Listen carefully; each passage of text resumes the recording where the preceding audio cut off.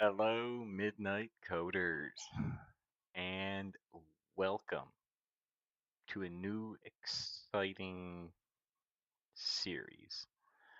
So, I did this thing back in 2017, um, where 2016, 2017 was the era. Um, I was really interested in, um, I was really super interested in game development. I did some private projects in the past between 2008 and 2016 era. Um, and then I had left that scene or that area to do some more professional stuff um, around the 2015, 2016 era. I was doing some professional things, and then I had this itch. So I watched a couple of guys do some streams back in the early 2010 era. And while doing so, I became super inspired to tinker and toy um, with some game engines myself because I thought, you know what, that these guys make it look easy, and of course, like their tutorials, they of course make things look easy. So I followed a tutorial one to one, downloaded the assets so that I could follow along. I didn't actually download the code. I don't think that was a thing then. Um, but rather I followed the video, paused it, went over to my other window, typed out what he was doing, or I'd jump back and forth and like I'd have it playing in the background while I'm typing out the code, and I've watched two or three times at this point, and I've burned through a couple of different YouTubers that have made a couple of different game engines and done it in a few different ways. Um, but um, I ended up eventually after making a few prototypes and toying around with series, I decided, you know what, this isn't too bad. Let me take this on as my own challenge. And I wrote a simple game engine, which I actually wrote a couple of small, easy games with the same engine. The one that we're going for is a top-down RPG, sort of like a Link to the Past Zelda. If you've played that, or like maybe like Dragon Quest if you played that, or Dragon Warrior as it's more known. Um, just old retro style games kind of had my interest. I'm by no means am I a game developer, so like this is just me learning and just having fun. However, I have toyed around with games, so I'm not a game developer, but I have toyed with games. Hope that makes sense. So I've tried this back then, and now with almost a decade more experience under my belt, um, I happen to have been, I forget how I initially started this and got into this, but I was chatting with somebody who told me that they were working on an engine that they, or working on a game that they were following Rye Snow, Rye Snow, if I say that right, hopefully, Rye Snow. Um, so I've watched a few of his. He made this game called Blue Boy Adventure, which while I was watching his, I was like, you know what, I could probably do my game engine again. And now that I've got enough experience and enough coffee, I feel like I could take this challenge on again. So this is me, basically coming at it with a challenge that I'm going to remake a game engine. Um, and the idea is to try to remake roughly what I had before and then kind of expand from it. So I started this project on April 30th, and I've don't even know how many hours I put into it at this point. Um, I think it's like 48-ish or something like that, close to it. But I put a lot of time in the short time, and I'd like to take you on kind of an exploration. So let's switch up views here. So this is one of my um, main things, my old game engine. game engine. It was very zoomed in, if you will, for the size of the map that it was. So I wanted to make sure the camera was back a little further. Um, so this is an image of one of my old setups, my old picture. There's the username on the side. There's the skill icon on the right that would have been clickable, or player that would move around the world. Nah, nah, nah.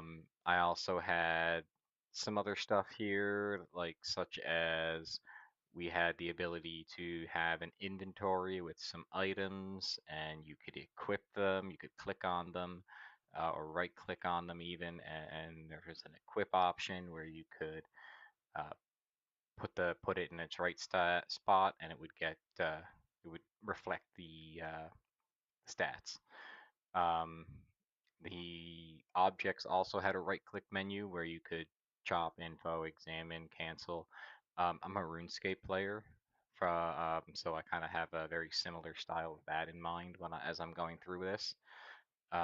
But this is where I could click on examine, and then this little examine dialog window would pop up for a few seconds before it disappeared. But I was able to right click on enemies and NPCs and such objects and such. This was a multiplayer aspect. My wizard is somewhere buried in the center of this chaos, and if you look in way down here at the bottom, there's a little black square. That black square is a network player. Um, and yes, there are 50,000 chickens running around here in this image, and they're all doing their own thing, doing their own logic, animated, running around, pecking the floor, doing some basic logic. But as you can see, 50,000 entities running around in the same spot, plus I'm buried in there, and somebody else is logged in here, I think it's my other client. But it had managed to be running with 61 updates per second, and it was running at 53 frames per second. It was pretty nice. I was pretty proud of it at the time. This was kind of a mock-up where you would be able to have a chat in the corner. So you were able to um, click on the little chat icon to make this disappear or come back, and you would simply just start typing and chat would happen. Chat would just fill up the bar. Nothing would actually come up. Ooh, nothing would actually come up above your head or anything. I haven't come to that. And then down here, I stole a couple of sprites from. I think it was Free Art and RuneScape and some other things, but it was shady at best. There was an inventory, there was an equipment, there was a spell book, there was options, there was audio settings, there were quests, a community tab, so you could have like a friends list. There was a skill tree and an equipment, or not a skill tree, sorry, a skill set, um, and and there was a button for your profile, your hero profile. So it was something that was in the works. It was cooking, and so I'm trying to. I do still have the original tiles somewhere in here, but some of them I have quite frankly overhauled. This is my own art here. I'm not an artist, but hey, I tried. Um, so this is obviously water and dirt with grass around them. I still need to make the little cornered nubs so that like if this was going in the other direction, like they could, yeah. So I still have to make those go here. I have to expand this down and make those. Um, that'll come. That'll come eventually. So what I wanted to show off here was the project. Um, so I had my engine up here, which is um, its own project or its own thing. This is a multi-module project. If you're not familiar with that, I can.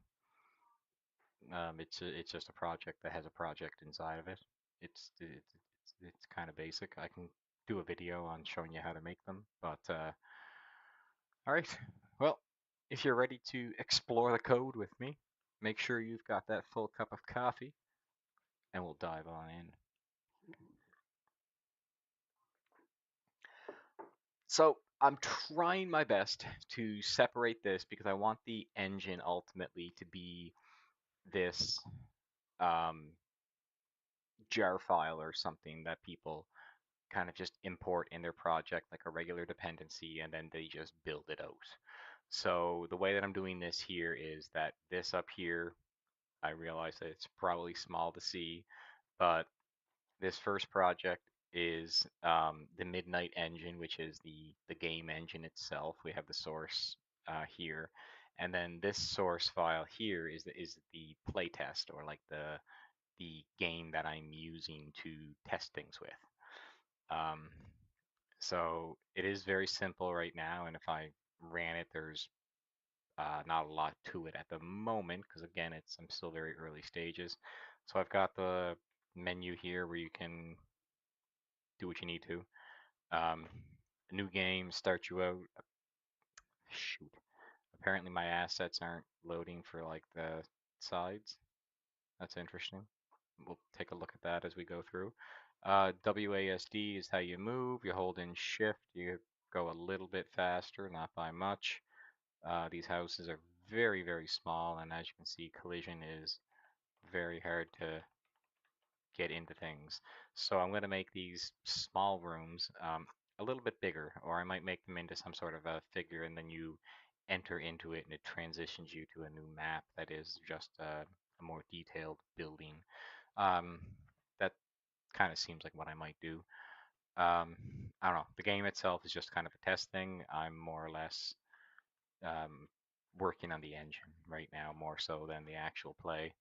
Um, However, the engine itself up here has some core. Really wish I had a.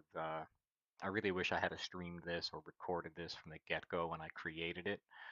But this has an engine which essentially starts everything. It creates the two inputs, one for the mouse, one for the keyboard, and it creates a game window with a predefined width and height.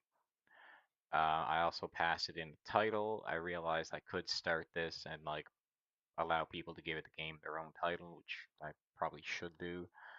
Um, and then again, the window config is just kind of the flat default. This here is just saying that the tile size itself is 32, and then we're going to scale it up by 2 so that all of our 32 by 32 tiles are going to appear as 64 pixels is the idea there. So that's why we have this tile size is equal to the 32 times scale. And then we have the screen columns and rows. The idea is here is how many pixels or how many tiles are going to be visible in columns and rows, which this equals out to be roughly 10, no, sorry, 12, 10, I forget what the heck it is now. Let's bust out a calculator. Um, but it ultimately works out to be the size of the window, which is like 728 tall or 728 tall and 1024, 28 pixels wide. Um, yeah. Anyway, it there's a couple of methods in here that like allow you to get the dimensions, the width, the height, yada yada. Just some static variables in here. This one here just sets up the game window. And if we pop into the game window, this here is a canvas which has a J-frame where we take in where we set up our size here, which I realize I could also just use the get dimensions from screen, but yeah, I haven't figured out how to let people set the screen size other than that default bit because maybe somebody wants it to be a different size. I don't know. But I'll have to work on that and come up with an idea for that. But then we create a frame. We set the title, the resizable to false. We add the canvas to it. We pack it, and we set up the default close to be exit on close. And then we set the location relevant to null so that it opens up in the center of the people's screen. Then we set the visibility of it to true so that they see it. From there, we create a buffer strategy of 3. This just allows us to have triple buffering to reduce in the things like graphical tear um, or screen tear. Lastly in here, we stick the key listener, the most listener, and the most motion listener because we want to know where the most is on the screen and if it enters like button areas and whatnot. Um, so yeah, then we create a renderer, which in my case is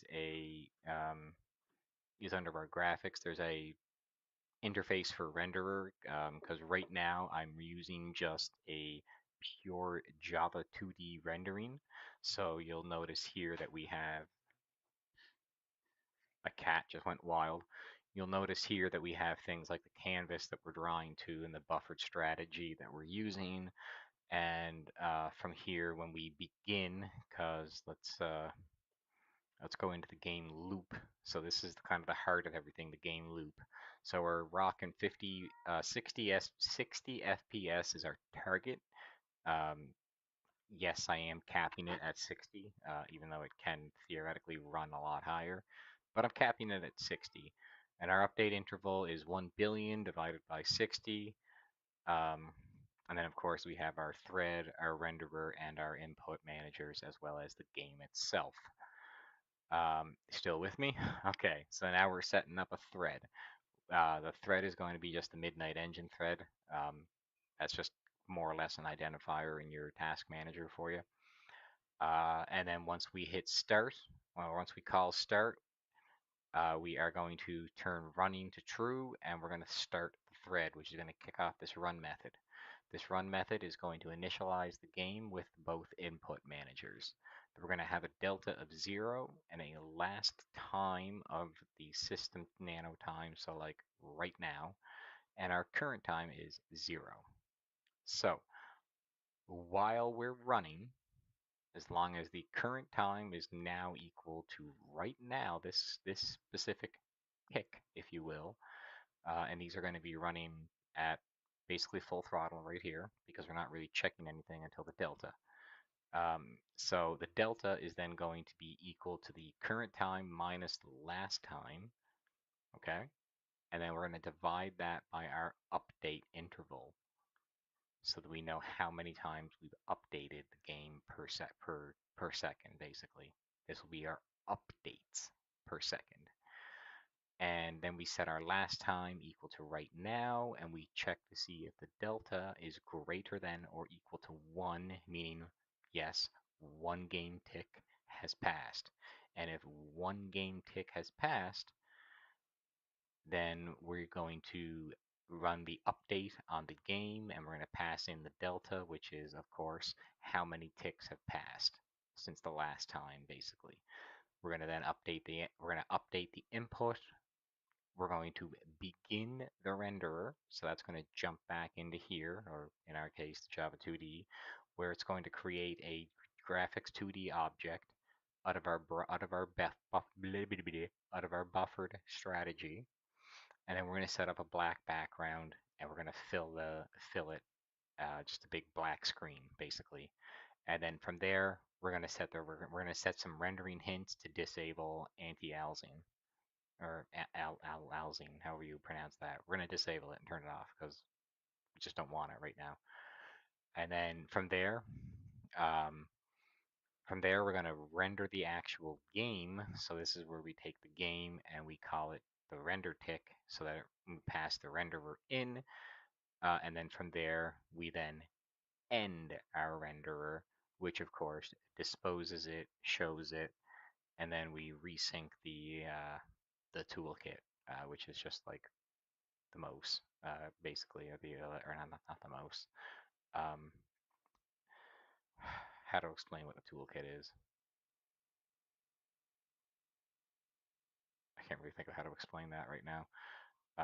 But then that's when we call the end, and we reduce the delta, and we just keep doing that every time. That's our game loop. There are many ways you can do this. This happens to be one of the um, I don't want to say better ways to do it because I'm not a game developer, but this was kind of a favored way that I've seen other people do it. Um, and by other people, I mean a few different. I think it was like Foreign Guy Mike and like New Boston, and like there was quite a few. I'm just walking away for coffee. There was a few different game developers or game tutorial developers that I've been watching and taking notes from. So when I designed the internal game loop, I was trying to do it in the most efficient way possible, and I do realize that there are potentially better ways, more optimal ways to do this. And by all means, I'm going to be open sourcing this project. So if anybody happens to see anything that could be done better, by all means, make me a pull request and we'll take a look. So other than that, if we keep going down, that is our game loop. Um, the renderer, again, also we have an update that gets passed along, but we don't actually do anything with it right now. And we have a couple of helper things in here, such as setting the font and setting the font color, um, as well as to a way to get the graphics 2D object. We also have ways of rendering an image or text, a texture, sorry, which is just basically rendering an image because we are just rendering an image and we're taking the texture and grabbing the image from the texture. The texture is literally just a record that has an image, a buffered image. That's it for now. Um, so we're literally just passing in this and saying, okay, draw this image. And this is how we are drawing our sprites, our world map, and other things. If we pop into graphics, you'll see there's a texture that we just looked at, and then there's this texture factory. I realize that this might not be the best optimal way to do things, but here's where I'm drawing a solid color, which is how I'm drawing the player's red square right now, because that's all the player is. I haven't done a sprite yet. Um, so from here, we just grab that buffered image, we we grab the graphics from it, and then we set the color equal to the color we pass in our case, red. We fill that rectangle with the size that we pass in, which in my case is 32, 32, and then we dispose the object and return the texture. We also have this one here, which allows us to just simply pass in a path or an image, which is how I am doing this in the video. In the actual game, because everything is in resource, and then it's inside of like items are inside of items, and like like there's an avatar that I'm going to be sticking on the login, which is the old avatar that I use, which I might might breathe new life into. What size is that? This is 96 by 96. Holy shit, that's huge. So yeah, I might redo that in like a 32 pixel thing, and like that might be a fun little pixel art project I do over the next day or two. Um, yeah, so down here I am taking in a path to a file, and I am then saying, okay, in the texture class resource, I want to get this path and get this object or get this like file from here. That's essentially what this is. It's just a file or an input stream. And then we check to see if it's null. If it is, we throw a conniption fit. If not, then we grab the image from the IO stream and we return a new texture with said buffered image in it. Simple. Other thing we have here is a way to create a texture from a sprite sheath where we take in an image, which is the sheath, and we take the sprite size, which in my case is 32, and then we take in a vec2i, which is just simply an x and y. Um, yeah, it's just basically a position, which I called a slot. So we'll say like slot 0, 0, 0, 0, 1, 0, 2, 1, 0, 1, 1, 1, 2, and so forth. That's how I intend to um, intend to work this tile set. You'll see this one down here. So like there's 0, 0, 0, 1, 0, 1, 0, 2, 0, 3, 0, 4, 5, 6, 1, 1, or 1, 0, 1, 1, yeah, and so forth. But that's how I'm going to add these extra ones down there too. Um, yeah, so that just takes in an image or a sprite sheet, a sprite size, and a position. And then it does the math it needs to and returns the sprite that it gets as a sub image. Um, which somewhere in this logic is why I'm missing pieces, I think. Um, we'll toy with that in a minute. Um, so texture factory, here we go, renderer, engine.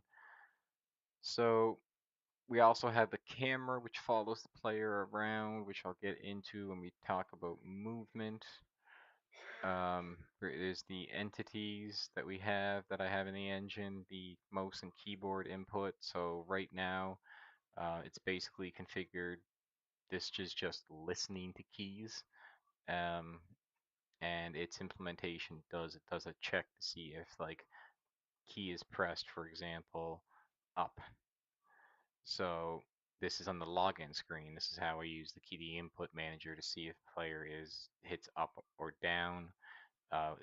This is how we essentially move up and down the list. We just increment or decrement the selected option, and yeah, if it's outside the bounds, wrap it around. Otherwise, yeah. And then if we hit the enter key, we do the action, which in my case is either new game, load game, or quit. New game, load game, quit, run. Very simple. Um, very simple, very simple. The other place that we see the is keep pressed. Looks like that's all in there. Is key held is where we're checking for movement. So inside of the player avatar, which is a mob and is an entity, the entity essentially has an X and Y on the screen, a width and height, and a textured image along with it. Um, and then just some basic getters and setters in here. The mob happens to extend it and it has a move speed because a mob is a mobile entity. Um, so that can be either a player or an NPC or a creature, one of the three. But either way, it has movement. So it has a moving speed, which is how many pixels it moves per update or per direction. And then it has a speed, which is how fast it gets multiplied, so like accelerant almost. And of course, we need to implement the methods of the parent, and then we pop into our player avatar, which is a mobile entity, so it has all of the other things. It has an input and a movement.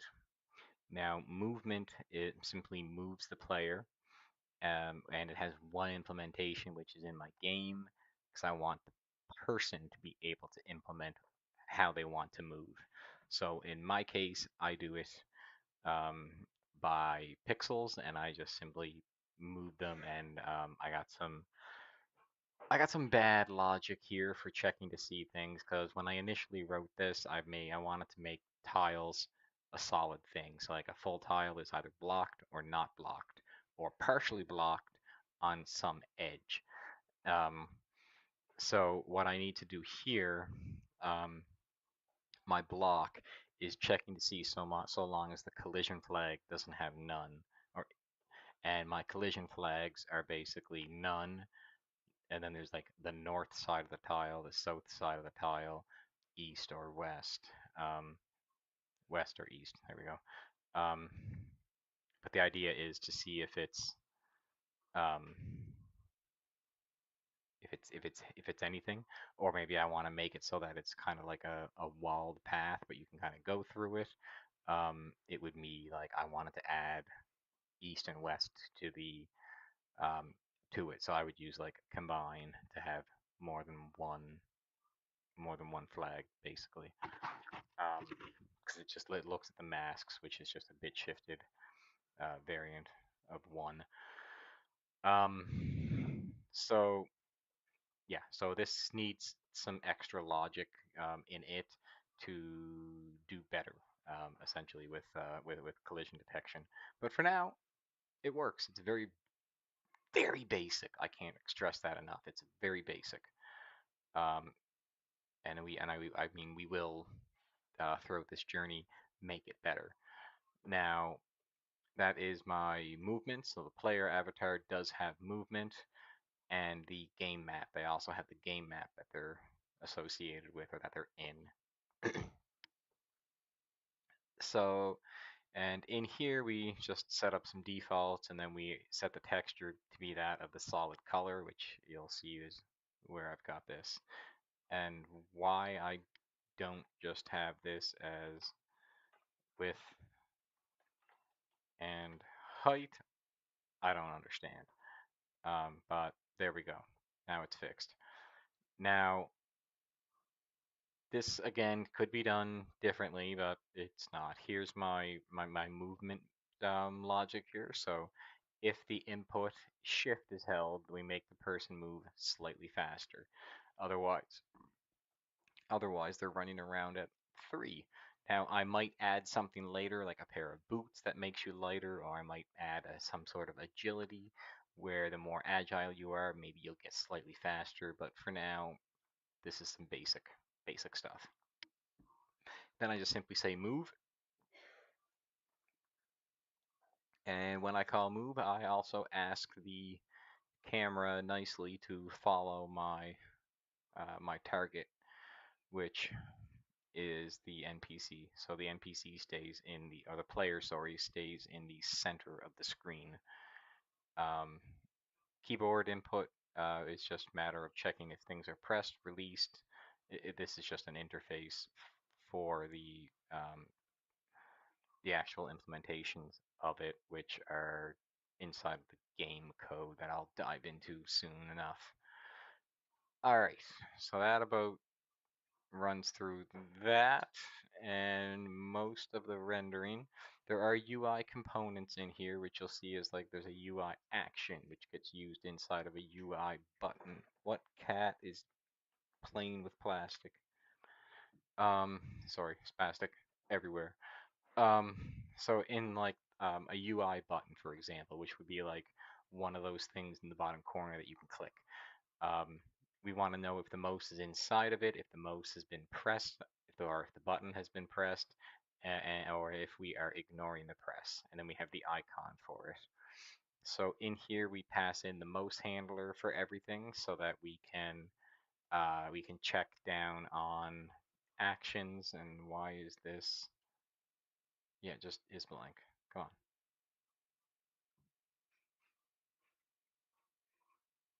Really?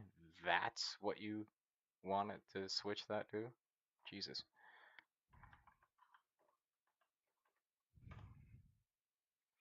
All right, so if the text is blank, then it's not active. Otherwise, we're just going to update the text. Same thing for setting color, setting the image, initializing it, and sticking it on the UI panel. And then there's this update, which takes in or creates a rectangle around the thing, which essentially this is my click box. Um, and then I want to check to see if it's a leftmost click. So if we're um, if the mouse is inside, we only care about the fact that if it's a left click. Um, so that is why you'll see here ignore is a matter of if it is or isn't the leftmost button.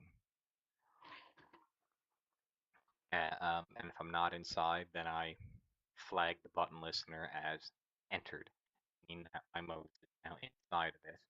So that's where I check if I haven't pressed and I'm not ignoring press and the leftmost button has been pressed. That's when I say, okay, button listener, this has been pressed. and then I say, okay, it's been true, it's been flagged, so we don't do it again. Um, and then, of course, if it's no button, so like else if the mouse hasn't been clicked, um, we reset things. I hope that makes sense. If not, leave me a comment and I will explain further. Lastly, down here, we are saying that if we're not inside of the mouse and we are currently set to inside, then we're going to say that it was exited and that no, it was not pressed, and inside gets set to false. So you're no longer inside the button. And that's essentially the update method. Um, there is a renderer which just renders the button. So if the icon is null or not null, then we just render the icon, the image. Otherwise, if the icon is null, so we're looking to just fill a blank rectangle. Um, so that's essentially what we do here is we set up a color and fill in a blank rectangle. And that's just basically a blank button for those of you that are wondering. Um, yeah. Then there is the button listener, which tracks which is just a way to track to see if it's been entered, exited, pressed, or released.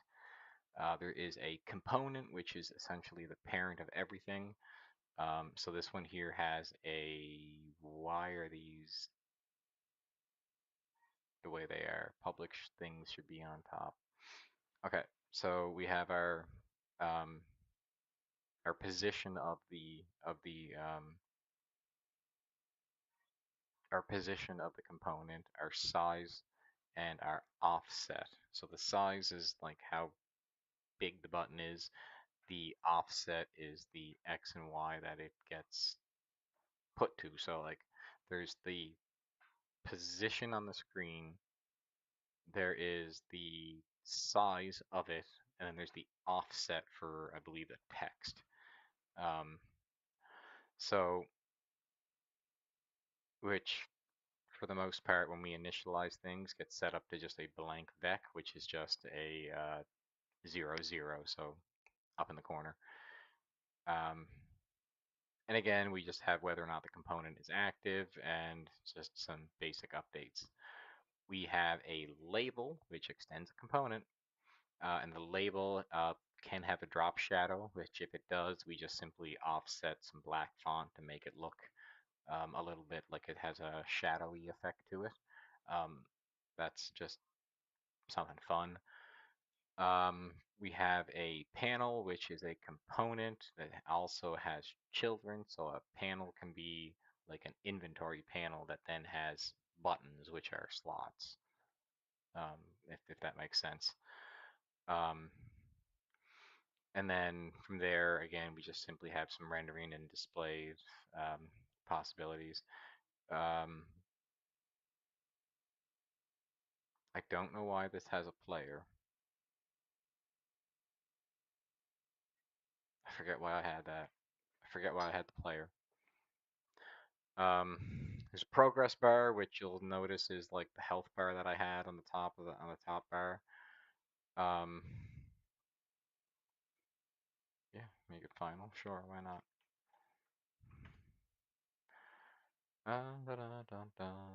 Okay, so this is just basically the progress bar or the update, which is also going to be used for things like health bars that we stick on the screen for enemies and whatnot. Which technically I don't have there. I have it up in the top HUD. There's like your health, and then there's like a center part that displays the creature name and health of whatever it is that you have selected, because you're going to be able to click on an NPC to select them. Um, and you'll be able to right click on it, and if you're close enough, you'll talk to it. Otherwise, you'll get a little message saying that you're too far. Um, yeah, so that is the components. Basically all of the renderer.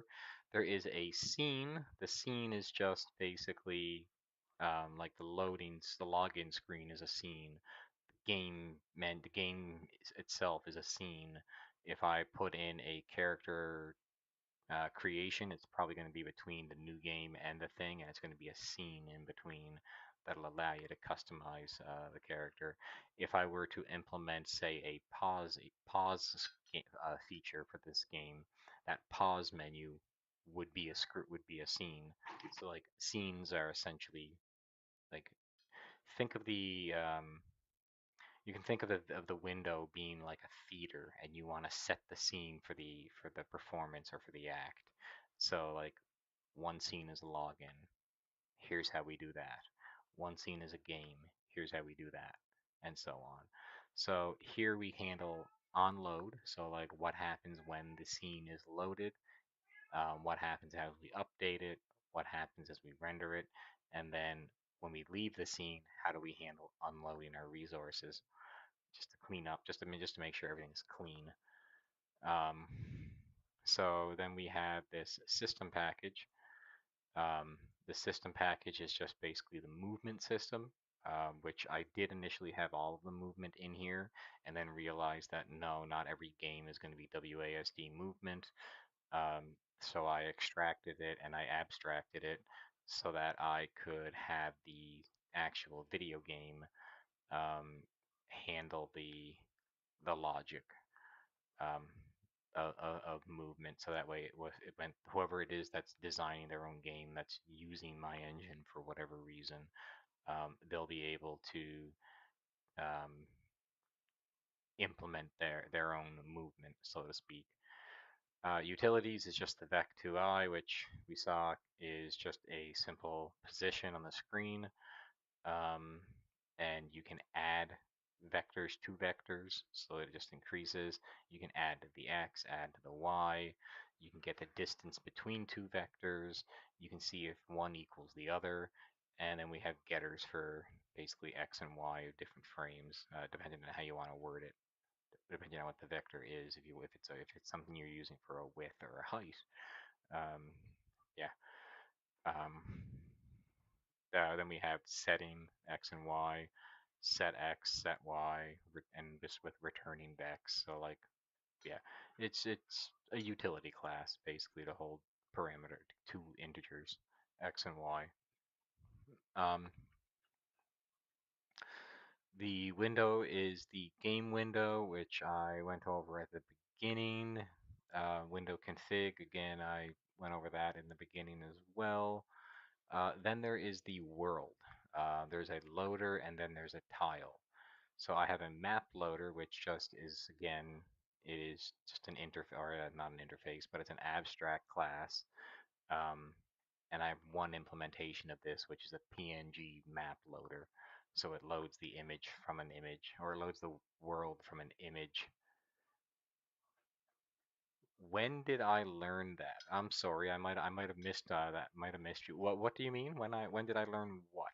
Um, Java or game? Like I'm still learning game development. I'm not a game developer, but sorry that I missed you there, Ainup. Can you elaborate on what you mean by when did I learn that?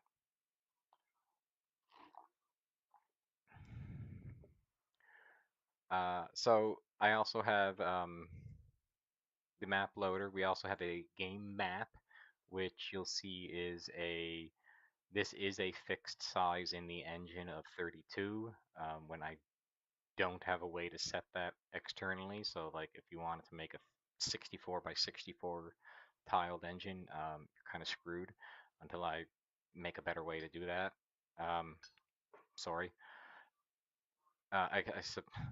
Um, it is an abstract map. Maybe I can make this not final and make it so that you can override it.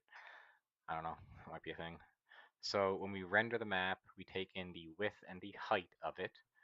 And then we loop over every tile in the map and we say, okay, give me this tile for X and Y from the tile map.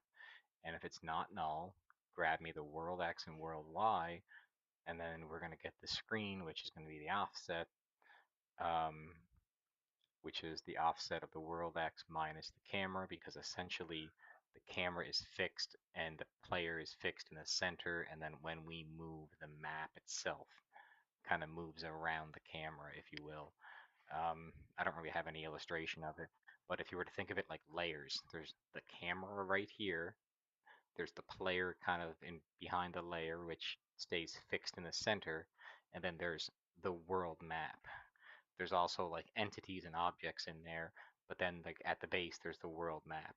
And so when the player moves, the camera doesn't like explore the map. It's actually the other way around. The map kind of explores the camera. Um, if you'd like to get a little more explanation on that, by all means, drop me a comment, let me know, and I will either make a video explaining it in detail and try to make some diagrams, or I can see if I can just answer it in a reply. But yeah, here just is a basic map. And then we have the tile map, which is it has a width and height, and it's a 2D array of tiles. Um, which again, we state this when we create the we create it and define the width and height, and then we have a getter method to get the tile from a specific spot, or we have a setter to set a specific tile.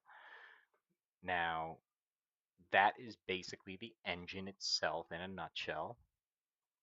If you made it through this, let me know. Give me a thumbs up. Let me know it was cool or worth it. Now, next, let's explore the game implementation. So now that I have this engine, what can I do with it? How do I make a game from it? So first and foremost, I have this main method, which is it is everything. Everything is, I'm going to point this out. Everything is written in Java 25. The game engine and the game itself are both written in Java 25. Just saying. So that allows me to do this here. You'll notice I don't have a class. I don't have this and that. I just simply have a main method that I can run. And then I say, okay, the RPG is going to be Midnight RPG. So that is this. This implements game, which comes from the engine. So this then has a screen manager, keyboard and mouse manager, as well as a UI manager so that I can keep track of the use of the UI that I have in game and render it like a top bar, bottom bar, inventory, equipment, all that fun stuff. Um, so this allows me to initialize it, which sets up the screen manager and the UI manager. It assigns the button listener and the mouse listener, or the keyboard listener and the mouse listener, and then we set people up with the login screen. And we say, okay, here login screen, have the mouse and keyboard. And if they click the first option, we want to start game, otherwise load, otherwise quit. So if they want a new game, then we say, okay, screen manager, set the scene for a new game screen. And we pass in the UI manager, the keyboard and mouse, as well as we say the game mode is of new game or load game, depending. Um, so from there, if we were to pop into scene, the game state, as you see, is just those two options. Scene manager. The scene manager has a private scene, which is the current scene that we're on. The scene comes from the actual engine itself. You'll see that comes from the Midnight engine. And here we have a way to set the scene, to update the scene, and to render the scene, as well as get the current scene, but I'm not actually using that. Um, and again, so long as we're not null, we do the unload of the current scene. We set the current scene to now be that of the new scene. And of course, if the new scene's not null, we load the new scene. Same thing and then for update, of course, we take the current scene and just update it and keep passing that delta time along the way. And then renderer, we do the same thing. We take in the renderer, we say, okay, current scene, render this renderer, and we go with it. Then we have implementations. So there's the login screen, which when it's first created, it doesn't even use the mouse, so I may as well just say remove that. That's clean. Um, so now, if the arguments are not 3, because we're expecting 3, then we throw a conniption fit. Otherwise, we assign the input and we assign the runnable methods. These are runnables up here. So we assign the runnables to be each of what we're taking in. So on load, we set up the font on load, so that way when we're rendering stuff, we're not creating a new font every single game tick. Rather, we're creating it once on the initializer or on the onload, and then we're reusing it in the update. That just helps us cut back on a little bit of load time and a little bit of latency, so that we're not. I mean, it would only be like microscopic, but that microscopic pile would add up to not microscopic. So I try to minimize as much as I can. If you happen to notice anywhere that can be better, let me know. So then on here, I'm rendering the title, and then I'm grabbing the center of it. This is my little method for getting the center of text, or centerizing center. This is how I center text on my screen. So I get the graphics from the renderer, and then from the graphics, I grab the font metrics. From the font metrics, I grab the screen or the string width. So that's where I pass in the text. And it knows the font that I use, so that it knows the characters, so that it knows how long to give me a number for. So then I can check the screen width of the window, and I simply just subtract it and divide it by 2, and that gives me a center. And you'll see that I have a load game, a new game, load game, and quit. Now, the reason I do this little funky bit here is so that if the selected option is 0, then we add this little caret to it, or this little pointer, so that we know which item is selected. And then on action, we take the selected option, and whether it's 0, 1, 2, we do what we need to. Then there's the game screen. So this here has the game mode, so that again on load, if the game mode is new game, we just start a new game. Otherwise, we load the game. And then here is where I was trying to just leave a note to myself for like how I'm trying to build things. So like the top bar has the health, and then some space, and then there's like this center information that gets put up, which I'll take you into the HUD and um, show you this mess of code eventually. Um, but this allows me to then create that and create a bottom bar, which has this chat and dialogue window on the bottom left and your username, and then the interactive tabs way over on the right. Now, the other thing I'm looking to do is these two middle interfaces.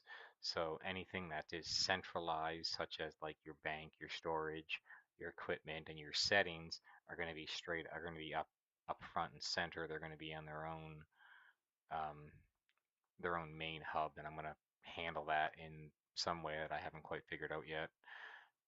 But then there's also going to be the user interactive areas, such as when you click on the thing, like you open up the settings over here, or like chat settings, or community friends list, or your skill set to see what that is, your spell book, um, inventory, things of that nature, so that they appear off to the side and they don't overlap with the big center interface. But then at the same time, that way I can also, when I say, if I have equipment open, but then I want to open up settings, say, I don't overlap interfaces. I can just close the open middle window and go from there. um, from there, I then add those two to the UI manager because they're each a panel. Again, the top HUD simply has a position of nothing at the very top, and then it stretches and it's 32 pixels down. I then add to the top part, which is just setting up some colors, foregrounds for the progression bar, then the label that goes on it, the mob info that goes in the center of the screen, the mob info 2 that goes beneath that, and I add all of those into the equation. Um, and then down here, when we update, so long as it's visible, and the player is not null, I update the health bar with whatever the value is. So that way it gets layered behind, and then I put the health text over top of it. And then so long as the player's selected entity is not null and they're within the view distance, so like they're within 11 tiles of the player, then it's going to then print out some information, which this is commented out because this came from my original version.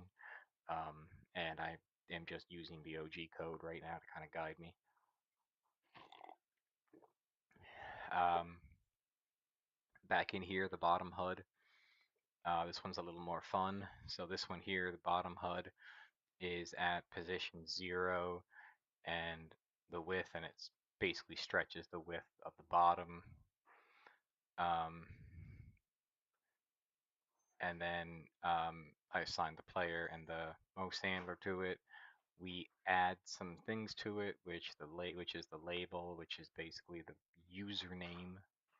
You'll see that's the profile's username, and we stick that at the bottom left corner. And then from here, we stick a bunch of skill tabs. The tabs up here are equipment, skill, quest, music, settings, spellbook, combat, and inventory. They all have their own ID so that I know the offsets to put them. They have the image name, which we grab, uh, we use to identify it as the file name, and then I just simply have some action that happens. It's just a runnable action. In my case, just printing to the console when somebody clicks on the tab. Nothing big. The tabs get set up here. Um, this here is where it gets the image or the icon, which is again using the class resource. Find the name, add it. If it doesn't exist, throw a conniption fit. Otherwise, return the image. Um, yeah, nothing major, nothing fancy. Um, Down here is where I'm creating this new UI button where I'm passing in the most, the slot, icon, and the action that we saw earlier. And so this here will um, essentially draw the um, bottom bar, the top bar gets drawn, um, and yeah, all the icons which were off on the side that I didn't show, which are down here. The most listeners not working at the moment, so like if I could click on these and like they're eventually going to open up like a little inventory tab over here, or maybe like a big center interface if it's the equipment, just so that players can see their stuff. Um, yeah, so that's the scenes. Um, Items I haven't gone through. There's just equipment slots. So these are all the different slots that are going to be in the equipment interface. There's an item definition, which has an ID, a name, stackable, and theoretically, I should add in. Do I have any? Does this even use anywhere?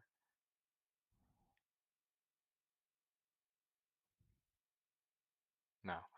Okay, so I'm going to add in a string for a description, um, so that people can examine an item and get kind of a description of what the item does. Um, yeah, so then I have an inventory system set up so that there will be an inventory as well as an item, which an item has a definition and a quantity. So this is going to be my game items. And if I try to add an item, then it's going to attempt to add in what it can and return how much it wasn't able to add.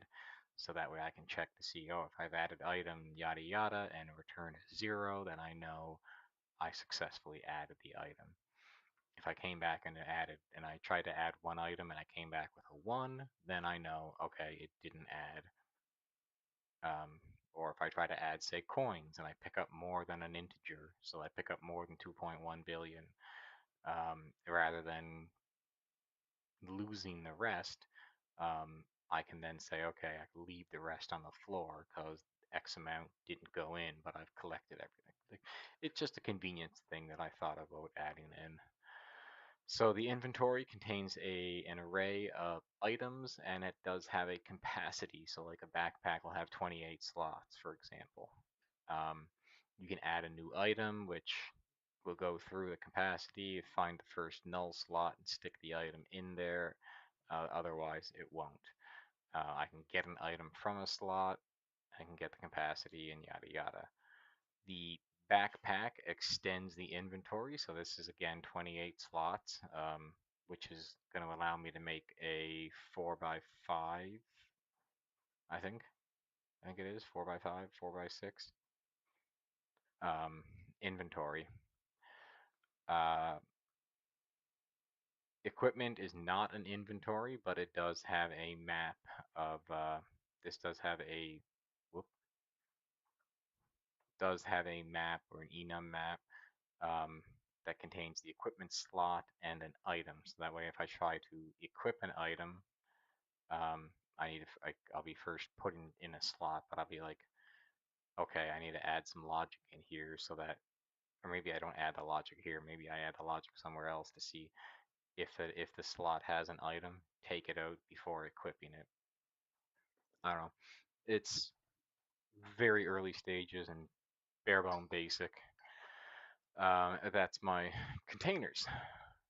My input allows me to have my mouse so I can track it when it's moved. Nothing big, nothing fancy.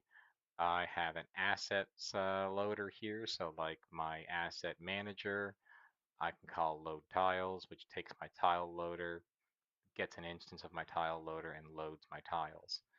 So my tile loader is in here, um, and this is where it gets messy because like there needs to be a better way to do this.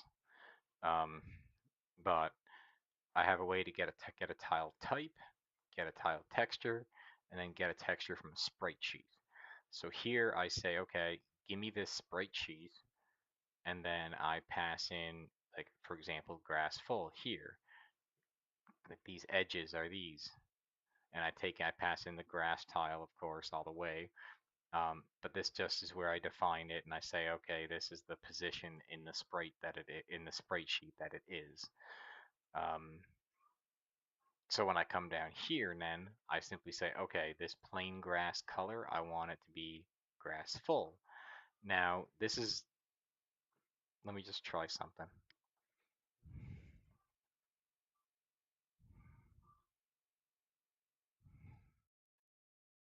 Okay, so this must be something that my color might be off on, my color choice. Um, I have to readdress that. But, um, whoop, yeah, so that's these tile colors, which I'll get into here. So there's tile colors, which these are how I map the map to a tile. So when you look at the map, let me bring the map up.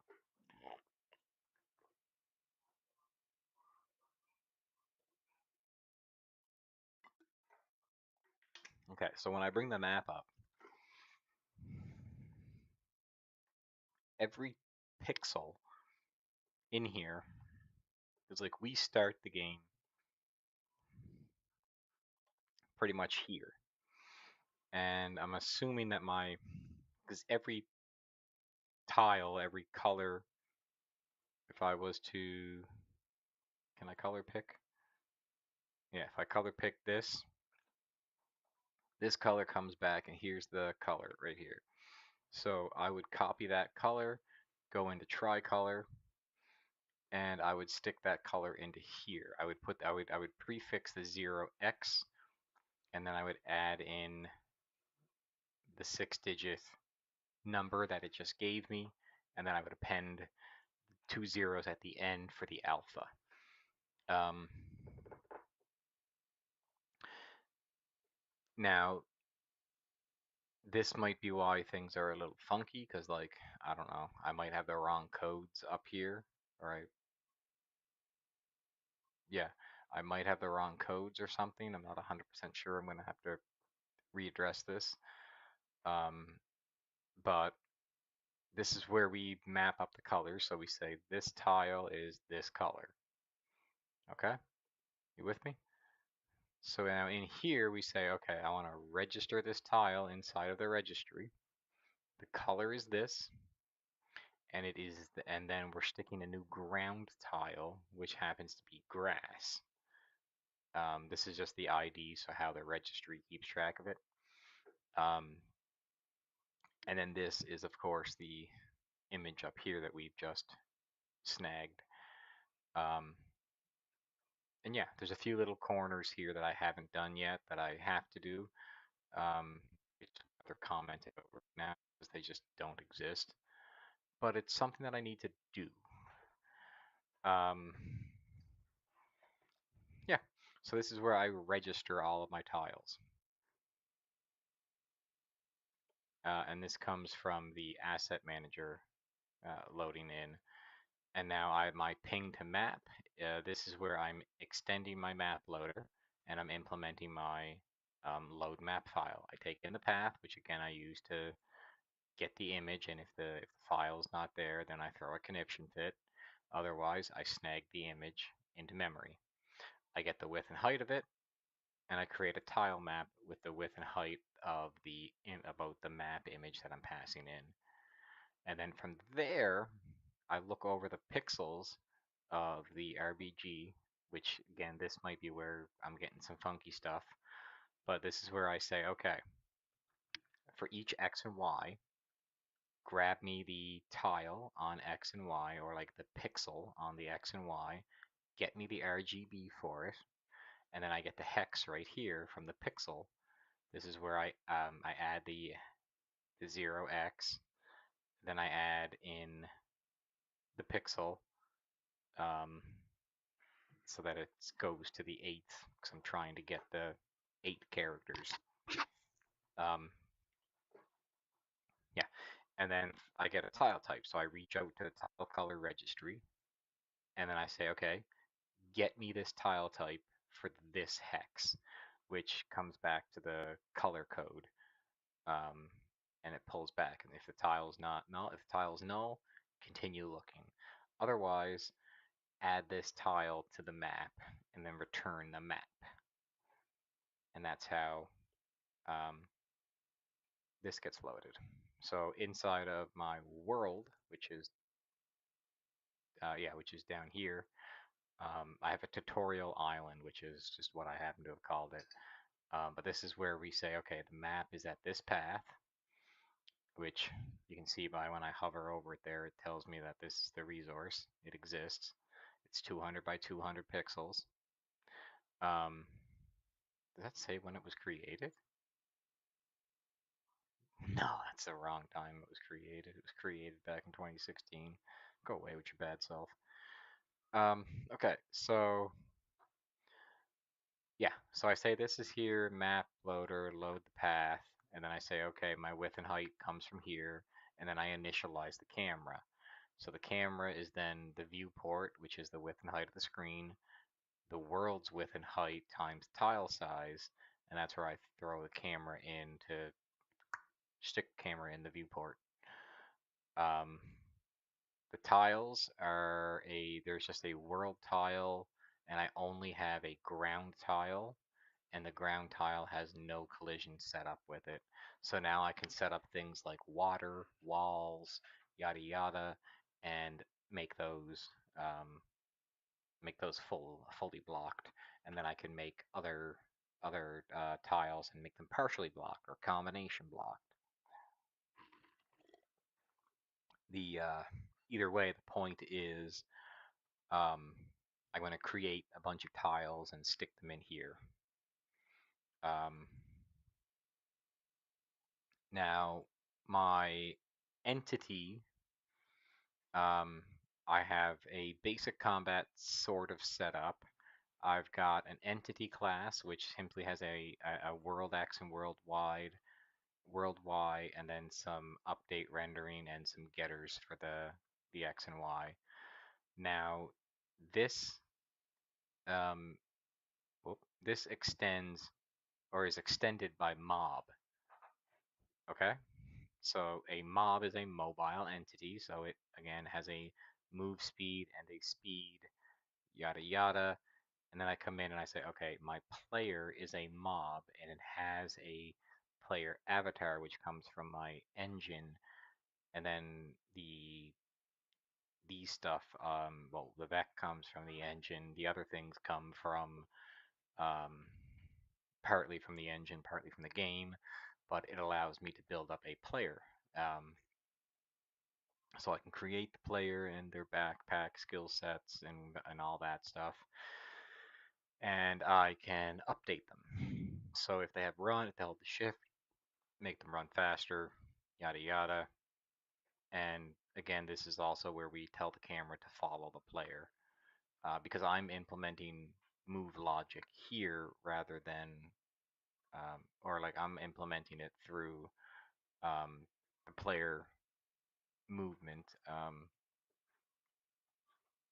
player movement, which I've showed earlier. Um, but so the player does the rendering and has some defaults like setting up experience for health, which gives them 10 HP, which is ultimately why I have 10 HP when you see me logged in. And um, we have a profile, which right now just simply holds the username, the movement, which we've gone over, a the player level handler. So the player has skills. So if we come into here, there's skill types, which in my case is attack, strength, defense, range, magic, and hit points. Then there's a skill. Then there's a skill, which a skill has a skill type, has a level, has experience. And then we have a way to add experience. And if the level is greater, we do an on level up hook, which is just a hook that happens. Um, and now I need to redo this in some sort of better method, because right now for every 100 XP you essentially get a level. Um, exciting, isn't it? Um, a couple ways for getters and setters. Then I have a skill set. The skill set allows me to create the player or create all the skills into an array, and then allows me to stick those into an array. And then when I set up default skills, which is right here, what this does is it contains a hook. So I create a new skill, and then I stick a hook inside of it, which is on level up. So whenever the player levels up, this player level handler gets called, and if it happens to be health, then it heals the player by essentially the levels difference. Um, kind of cool, and there's so many other things that I can do with that.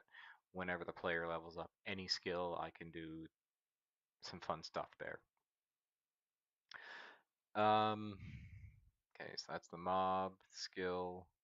Combat, I have combat stat, which just take in basically a health and allows us to track health right now.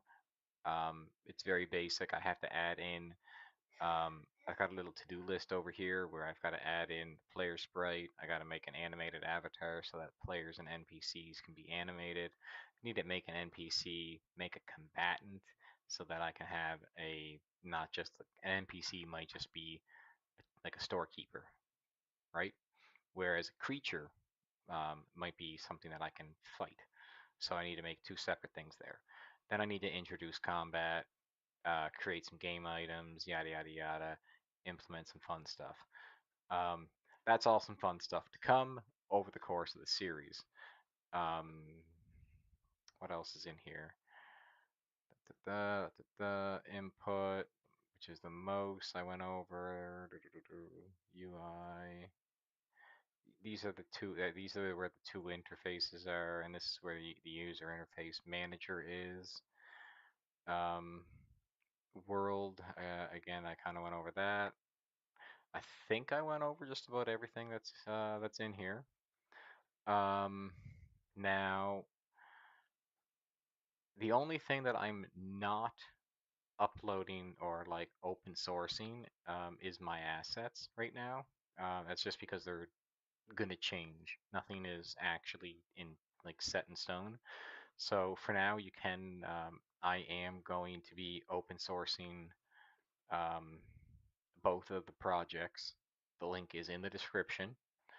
Um, you can contribute by any means, or you can just fork the project, follow along, take the updates, fork the game, maybe see if you can build your own sort of implementation. Maybe you want to contribute to this. If you do, I'll give you a shout out in one of my videos and streams for what it is that you did. Um, yeah. So this, um, yeah. So that is the Midnight RPG, the Midnight Engine, and that is a cat on my chair. The cat that was going crazy. Now, there's a lot more that can be done with this. I'm just going to grab more coffee. There's a lot more that can be done with this, obviously, and there's a lot of work that I need to put into this. I need to build up a few more interfaces for the user interfaces. I need to create mobs, create an NPC, and create this and that, which is going to be things that I'm going to be streaming a process. I'm pretty much going to be streaming this entire process, so you might find me chilling on stream doing some video, or not video, doing some editing with some pixel art. You might find me on here doing some code, a mixture of both. But um, I'm looking to turn this into something that is kind of a teaching moment. Um, but I'm not sure of the best way to teach it. So I'm kind of just going to roll with it and go with example. Um, I want to reiterate what I said at the start of this whole thing. I am not a game dev. I'm curious. I'm kind of curious to explore the field. I don't really know if I want to go full out into chasing game development roles or anything, but I've always had this nerdy childhood um, desire to have my own game. I mean, I got my first computer in '95, or 97. Sorry, it was a Windows 95, and I I got hooked on games. I got hooked on pinball and Space Raid or Space Invader thing. I got hooked on some simple ping pong or pinball, not ping pong, pinball games on the old Windows, and eventually I got hooked on RuneScape Classic, which then I later found out was a Java game, and it really um, it really deepened my love for Java because I started learning Java in 2001, and I started playing RuneScape I think around 2000 and the end of 2001, the start of 2002, somewhere around there. It was the classic era, or maybe it was just after. No, it was classic when I started, and it was very quickly after that it became RuneScape 2. Anyway, I was a huge RuneScape fan, and that took over a lot of my childhood. And I've wanted to build a similar scape game, um, but I was also a huge fan of the Zelda series, Ocarina of Time, Majora's Mask, A Link to the Past. Those were games that sort of shaped my childhood and shaped my love of video games. And I don't play as many games now in my adulthood as I used to, or as I'd like to. I enjoy games. I enjoy gaming, but um, it this whole thing is sort of a fun little project that I wanted to take on and start doing a video game series. Why not? Um, so there's some things that I might be teaching, moments I might be teaching, like when um, I think tomorrow morning I'm going to be exploring trying to create a mob or an entity. See if I can, now that I have the sprite, um, now that I have the sprites working, I have a. Let's see if I can find it. Intelligent. No, not there. This users. I have I do have some of my original assets, not all. Um, IRPG, IRPG, IRPG, res. So in here I've got some of my original I even have my original this is really funny. Like my player file and whatnot. Do I have the I have Notepad on here? Where the hell is Notepad? Open this binary file with Notepad. Yeah, okay. So this was just a binary file that would have things like my um damn carpentry, mining, my experience, my level, blacksmithing, farming, crafting. Like I had a cooking, I had a bunch of skills in here. Damn, this was more advanced than I thought I was. I had my player position, my attack level. Damn. Screen was just a position or a screen width and height, a resolution of 2, screen whatever width and height, um, which just allowed for the player to customize their screen. I apparently had this pretty fucking advanced, pretty advanced compared to what I thought I had it, which is really cool because we're gonna get back there. So like my UIs, I've got some stuff in here for like a blank inventory. I've got that I might use that for a login screen. I've got this here, which was my chat box. So the text would come down here and the messages would scroll up here. Um, this was a dialogue interface. So it would have, I'm not even showing this. Oh my goodness. So let's go back to here. So there is just a regular banner, which I don't know what that is. There's this blank inventory, which is like my inventory. Um, I might use this on the login screen. I don't know. It kind of looks cool. This here was the chat. So like down beneath would be like your type the chat, and then up here would be like a scroll history, whatnot. This is a dialogue. Um, this is a dialogue box. So like the name would come up top, and do I have an example? I should have a mock-up. Yeah, I have a mock-up right there. So like for example, when I was given an axe, like my name would come up here, and then here's an axe to get you started, and there'd be an item on the screen, and click to continue. And this was essentially what I was kind of aiming for with a chat box that had 3 lines of text that could fit on it. Um, um, there was the inventory or the equipment, which eventually got changed. This was what it, this is sort of an interaction window that I had. Um, I forget exactly the details I was putting on it. I can't remember. Um, this was my inventory because down here in the bottom, I think I had like money, money and I forget the other thing. Oh, yeah. So those are some of the original assets. I got my original icons that I'm still using. There's like the coin, mini map, um, bunch of different things. Um, the original tiles that I had, original textures, so like the original sprite sheet that I used, um, the original objects that I had. So like these were my tree stumps. Some of them would have flowers, some of them wouldn't. There was rock and ore. Um, one was a rock, stone. The other one was supposed to be iron. And then there was just some different flowers to add like decoration to the place. Um, these were supposed to be RuneScape inspired magic attacks. earth, water, fire, or sorry, earth, air, water, fire, and earth. This was what some simplicity looked like. Um,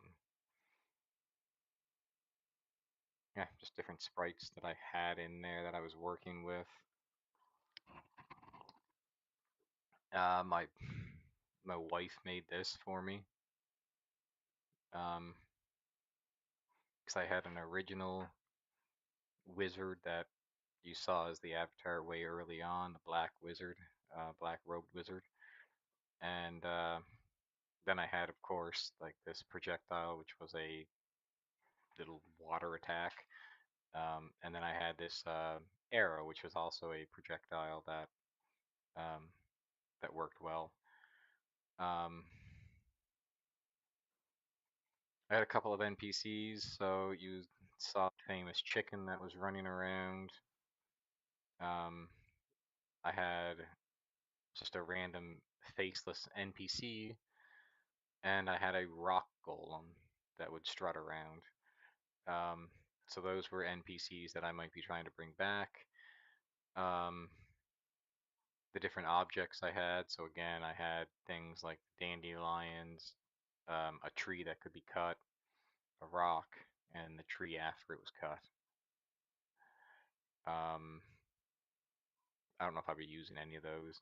My original thing was this was going to be my world map, and this little fraction of the world was my original thing, and it had like a spot next to the river or next to the water or ocean. It was supposed to be like down here. Um, and then I was going to make it so that you could like explore the whole thing. Um, yes, this was inspired by the UK. This was my object map that essentially put rocks, grass, trees, and all sorts of stuff all around the area. A little stone pinnacle above the host that was there, and yeah, just a bunch of trees.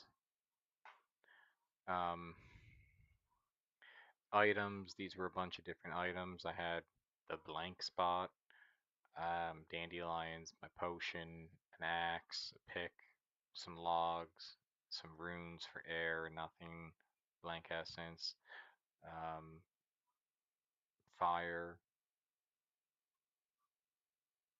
nature, I think. I forget what all those were. Sword, axe, pickaxe, rock, empty vial, other picks. Like so I had some basic tools and I had some fun stuff. Um, which I'm going to be reusing. I had a font so that I had um, my own font in the game that I was using, which I realized was good for some stuff, but not all. So I actually wound up scrapping that. Um, yeah, data and background. That's all. So yeah, that was that. Um, if you've made it this far in the video, by all means, give me a thumbs up. Drop a penguin in the comments. Let me know you made it this far. Um, if you want to if you want to follow me on this journey and join me on exploring game development with Java, by all means, you can join my Discord. The community is in the description. Make sure you hit that subscribe button so that you don't miss a video or don't miss a session. And as always, keep your curiosity open, your skills sharp, and that coffee cup full. I'll catch you in the next one.